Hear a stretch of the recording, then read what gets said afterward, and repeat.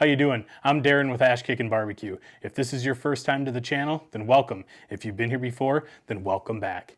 Today, we're going to be talking about the brand new Pit Boss Pro Series 1600 pellet grill. If you haven't seen this cooker yet, it's an absolute beauty. It has 1,598 square inches of cooking space, comes in at 278 pounds with an empty 32-pound hopper, and it's an all-around good-looking cooker. It has double-walled insulation, so it's good for the colder states. So let's just quit the talking, let's jump in and check out the features on this pellet grill, and we're also going to be doing the burning. Okay guys, so here is the new Pit Boss Pro Series 1600. It's an absolute tank. We got a 32-pound hopper over here. We got our controller down here, just so you guys can see. I haven't fired it up yet. There hasn't been any pellets in there, absolutely nothing. We got a nice front folding shelf right here. That's a really great feature. We got our chimney over here. And underneath the lid, you can see we have 3 racks for a total of 1,598 square inches of cooking space. We also have a removable griddle insert, so that comes in and out. That's pretty sweet. These racks also slide in and out, both of them. The middle and the top, the lower ones do not slide in and out.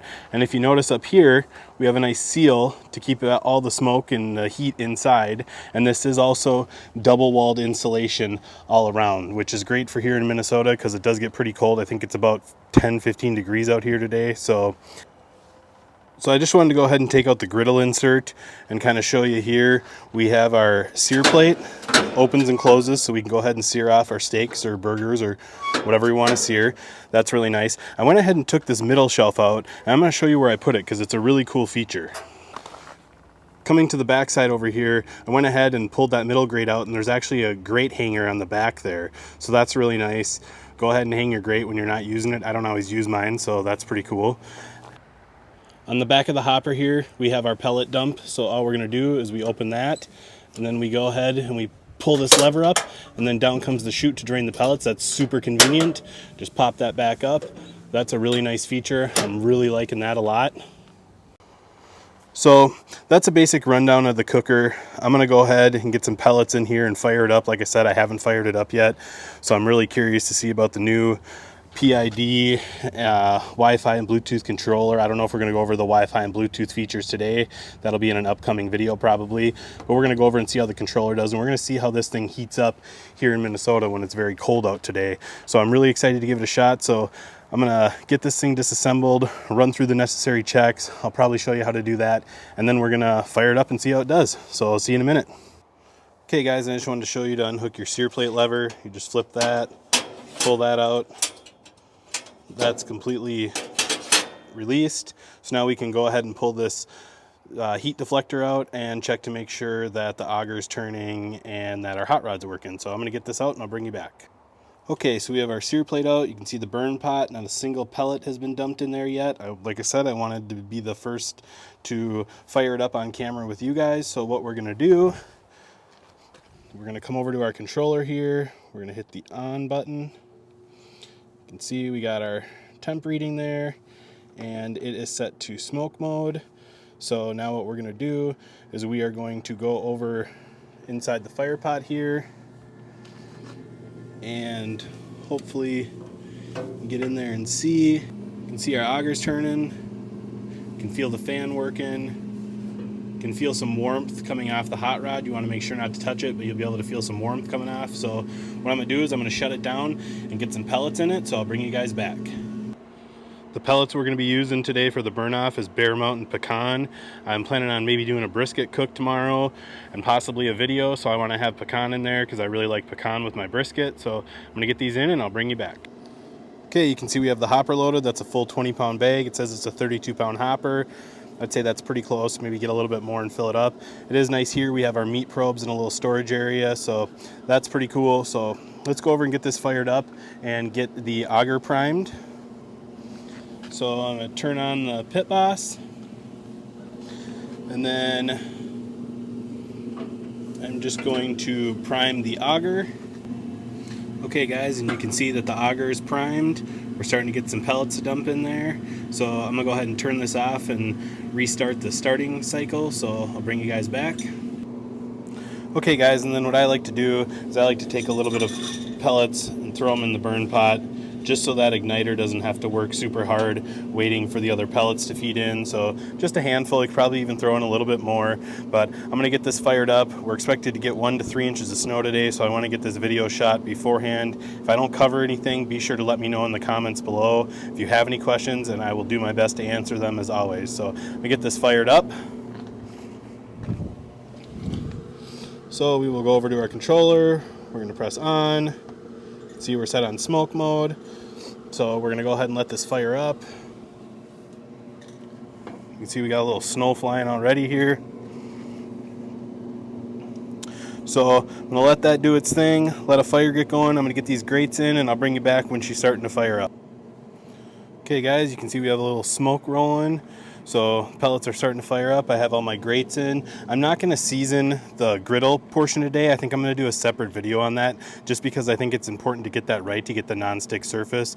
So I'm just gonna do a quick video on that on a day where it's not snowing. So like I said, trying to get the burn off done in. First time firing it up. Everything's working as it should.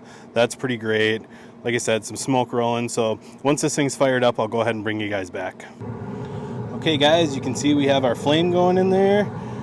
So I'm going to go ahead and close this down, and we're going to come over to our controller, we're going to click it, and then we are going to set it for 250 degrees, click it again, and just let it do its thing. So I'm going to shut this down, let it get fired up, and we'll see how it does. Now I do know that people have said that these take a little bit longer to heat up, and there's a couple different reasons I can think of for that. Is number one, it's such a big cooker, it's got double wall insulation, it could take a while to heat up.